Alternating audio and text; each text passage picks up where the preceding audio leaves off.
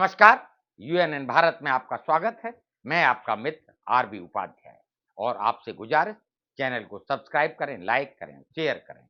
आज हम बात करेंगे गुजरात का इलेक्शन। गुजरात का इलेक्शन जैसे-जैसे आगे बढ़ रहा है, वैसे-वैसे बहुत सारी चीजें चल रही हैं। अभी जो सर्वे आया है, सर्वे की जो रिपोर्ट्स आई है, वो क्या कहती है? कांग्रेस कांग्रेस 32% वोट, 36 से 40 सीटें। वहीं आप 17% वोट, बीजेपी 49% वोट पिछली बार था, इस बार 47% वोट, यानी 2% का नुकसान साफ साफ बीजेपी को दिख रहा है।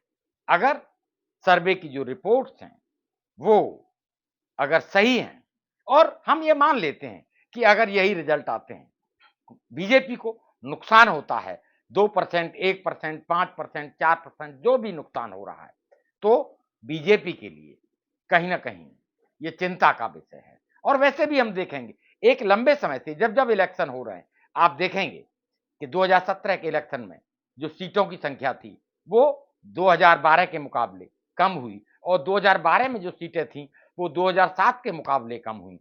इस तरीके से जो ग्राफ है वो गिरता चला जा रहा है। एंटी इनकम्बेंसी फैक्टर एक बहुत लंबा समय सत्ता में कहीं ना कहीं बीजेपी का और गुजरात में देखने को मिला है और इतने लंबे समय में एंटी इनकम्बेंसी फैक्टर अपना काम जरूर करता है और मैं तो ये कहूंगा कि ये फैक्टर लगातार काम कर रहा है। उसी का परिणाम है कि 2017 में सीटें कम हुई, 2012 में कम हुई और 2007 में कम हुई। जिस तरीके से सीटें घटती चली गई, चाहे वो 2007 रहा, चाहे 2012 रहा, चाहे 2017 रहा, अब 2022 में भी अगर सर्वे रिपोर्ट ये दिखा रही हैं कि कांग्रेस बीजेपी दोनों का वोट परसेंट गिर रहा है। कांग्रेस के पास खोने के लिए कुछ नहीं है। कांग्रेस बहुत लंबे समय से गुजरात में सत्ता में नहीं। पिछली बार 2017 में एक उम्मीद की किरण नजर आई थी, लेकिन लास्ट मोमेंट पर इलेक्शन फिसल गया कांग्रेस के हाथ से, चाहे वो उल जलूल बयानबाजी रही हो या माननीय प्रधानमंत्री जी का भावुकता भरा संदेश रहा हो। आज आम आदमी पार्टी गुजरात में मजबूत उपस्थिति दर्ज करा रही है। तो पहले हम आम आदमी पार्टी की बात करते हैं। आम आदमी पार्टी लेकर जा रही है दिल्ली मॉडल को, इसी दिल्ली मॉडल को जिससे पंजाब में सत्ता हासिल की और उसी मॉडल को लेकर गुजरात में मजबूती के साथ उपस्थिति दर्ज करा रही है। और जहां तक वोट परसेंट का सवाल है, सर्वे रिपोर्ट्स भी बता रही हैं कि 17% वोट, वहीं नगर निकाय चुनाव में बहुत सारा समर्थन उसको कई जगह मिला, उससे ही कहीं ना कहीं पार्टी उत्साहित है। दूसरा उसका कार्यकर्ता पंजाब में सत्ता जो मिली है उससे भी कहीं ना कहीं उत्साह से भरा हुआ है। ऐसे में अपनी पूरी शिद्दत के साथ केजरीवाल जिस तरीके से सभाएं कर रहे हैं, क्या फ्री बिजली, फ्री पानी, इससे इतर और क्या क्या देने वाले हैं। अभी एक महत्वपूर्ण घोषणा उन्होंने की कि जो भी गाय पाल रहे हैं लोग, उनको 40 रुपए प्रतिदिन प्रति गाय मिलेगा। गाय हमेशा चुनाव के केंद्र बिंदु में रही है, ये बात अलग है कि गाय का कभी भला नहीं हुआ, गोवंश का भला नहीं हुआ। गाय उसी अवस्था में जब तक दूध देती है तब तक उसका मालिक उसे अपने यहाँ रखता है, चारा खिलाता है, लेकिन जैसे ही दूध देना बंद कर देती है उसे सड़क पर छोड़ देता है। वो अपने हाल में किस तरीके से जिंदा रहती है वो किसी से छुपा नहीं है। आपने देखा हुआ कूड़े के ढेरों पर गौ माता सबको नजर आएंगी, चाहे वो दिल्ली है, चाहे वो गुजरात है, चाहे वो दूसरे स्टेट हैं। यानी गाय को तभी तक मालिक संभाल कर रखता है या सेवा करता है जब तक वो दूध देती है। ऐसे में ये जो घोषणा है कि 40 रुपए प्रतिदिन प्रति गाय जो गौपालक है उसको मिलेगा, कितना असर दिखाएगी ये वक्त बताएगा। अब बीजेपी की स्ट्रेटेजी क्या रहेगी उस पर भी बात कर लेते हैं। बीजेपी, बहुत सारे लोगों को यही नहीं पता कि गुजरात का मुख्यमंत्री कौन है। नाम पूछेंगे तो शायद मैं भी नहीं बता पाता, लेकिन बहुत सारे लोगों को नहीं पता है। ऐसे में प्रश्न उठना स्वाभाविक है। दूसरा, गुजरात एक महत्वपूर्ण प्रयोगशाला और महत्वपूर्ण राज्य बीजेपी के लिए है। क्यों क्यों महत्वपूर्ण है? क्योंकि वहीं से प्रधानमंत्री मुख्यमंत्री पद से यहां तक पहुंचे हैं। वहीं माननीय अमित शाह, उनका भी कहीं ना कहीं गृह जिला है, वहां से उन्होंने राजनीति की शुरुआत की है और सत्ता में, केंद्र की सत्ता में आज वो महत्वपूर्ण स्थान उनका है। ऐसे में अगर गुजरात में बीजेपी कमजोर होती है या गुजरात से बीजेपी सत्ता से हटती है, तो मैं समझता हूं स्वाभाविक है मैसेज बहुत बड़ा और बहुत दूर तक जाएगा।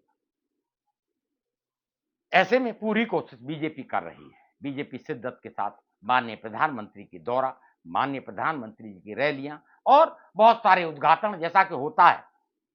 लेकिन अब प्रश्न उठने लगे हैं। मुख्य मीडिया न भी दिखाए, सोशल मीडिया सब कुछ दिखाता है। पीछे में एक ट्वीट देख रहा था कि माननीय प्रधानमंत्री की रैली और कुर्सियां खाली हैं, पंडाल में कुर्सियां खाली हैं। माननीय प्रधानमंत्री जो एक करिश्माई नेतृत्व बीजेपी को देते हैं, अगर उनकी सभा में लोग नहीं आ रहे हैं या उनकी रोड शो में लोग नहीं आ रहे हैं, यहां तक दिखाया सोशल मीडिया ने कि उनका जो रोड शो हुआ पीछे, वहां पब्लिक नहीं थी, जबकि राहुल गांधी की यात्रा को कंपेरेटिवली दिखाया गया, एक विश्लेषण किया गया। जिस तरीके से राहुल की पैदल यात्रा में, भारत जोड़ो यात्रा में लोगों की भीड़ उमड़ रही है, वहीं दूसरी तरफ कहीं ना कहीं अगर भीड़ नहीं आ रही, लोग नहीं आ रहे रोड शो में या सभाओं में, तो कहीं ऐसा तो नहीं कि गुजरात में लोगों का, वोटर का मोह भंग हो रहा है बीजेपी या बीजेपी के नेताओं।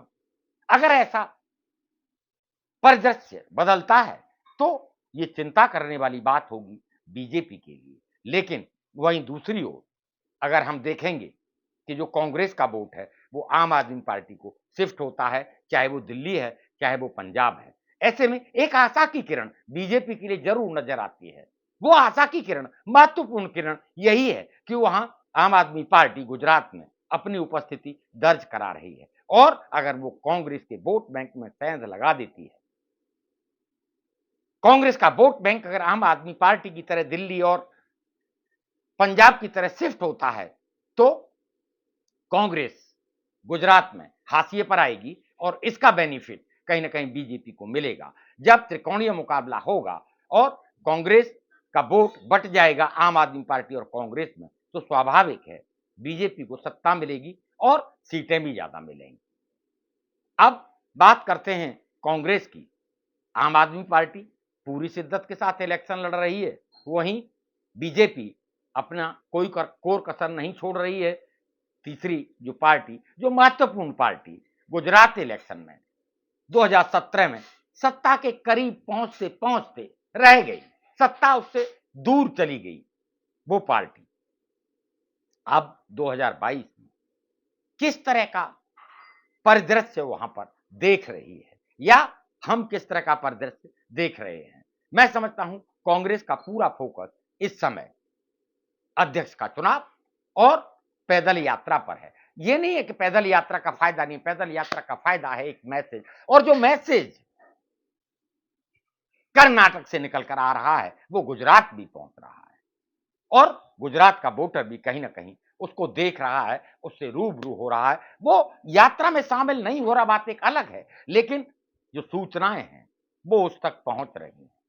ऐसे में आम आदमी पार्टी अगर कांग्रेस को नकार रही है तो वो सहज नहीं लगता है कि कांग्रेस पार्टी खत्म हो चुकी है, जबकि कांग्रेस पार्टी ही एक ऐसी पार्टी है जो पूरब से पश्चिम, उत्तर से दक्षिण, हर जगह, हर जिले में, हर प्रदेश में, हर गली नुक्कड़ पर कांग्रेस का कार्यकर्ता, कांग्रेस का वर्कर आपको मिल जाएगा।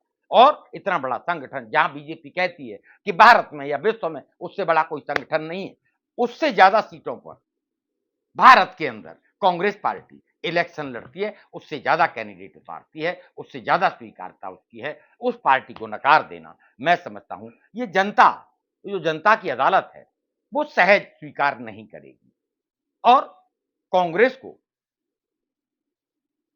जहां ध्यान देना चाहिए था गुजरात के ऊपर, मैं समझता हूं गुजरात पर कांग्रेस उतना फोकस नहीं कर रही है। इवन देन जो पदयात्रा है, भारत जोड़ो यात्रा है, उसका जो रूट बनाया गया, उसमें भी नहीं रखा गया गुजरात को।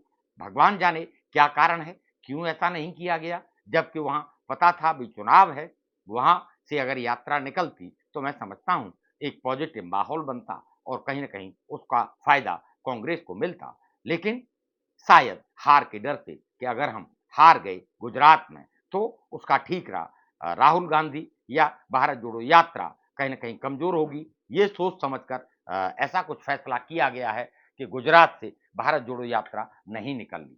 वहीं किसी की ड्यूटी भी कोई जो मैंने कहा, पीछे भी मैंने कहा है कि वहाँ ड्यूटी भी अलॉट नहीं की गई है। नेताओं को ज़िम्मेदारियाँ नहीं दी गई हैं। नेताओं को ज़िम्मेदारियाँ दी जाएँ, अपनी उपस्थिति दर्ज कराए कांग्रेस। क्यों? कि सबसे ज़्यादा जो नुकसान हो रहा है, वो कहीं न कहीं कांग्रेस को सर्वे में हो रहा है। कांग्रेस को जो सर्वे में नुकसान हो रहा है, वो देखने में बड़ा ज़बरदस्त नुकसान है। ऐसे में कहीं न कहीं मैं समझता हूँ, कांग्रेस को पुनर्विचार करना होगा अपनी नीति पर और वहाँ शीर्ष नेतृत्व ये फैसला ले कि किन-किन नेताओं को गुजरात में लगाना है, वो जा धड़ाधड़ रैलियाँ करें, पब्लिक से संपर्क करें, रोड शो करें। एक माहौल तो बनाने की कोशिश करें और अपनी उपस्थिति दर्ज कराएँ। आप हमारी राय से कितना इत्तेफ़ाक रखते हैं? हमें कमेंट्स बॉक्स में जाकर कमेंट्स करें, अपनी राय से अवगत कराएँ। आपकी राय हमारा मार्गदर्शन करती है। आगे इसी तरह के विश्लेषण के साथ हम पुनः आपके समक्ष प्रस्तुत होंगे। चैनल को सब्सक्राइब करें, लाइक करें, शेयर करें। नमस्कार।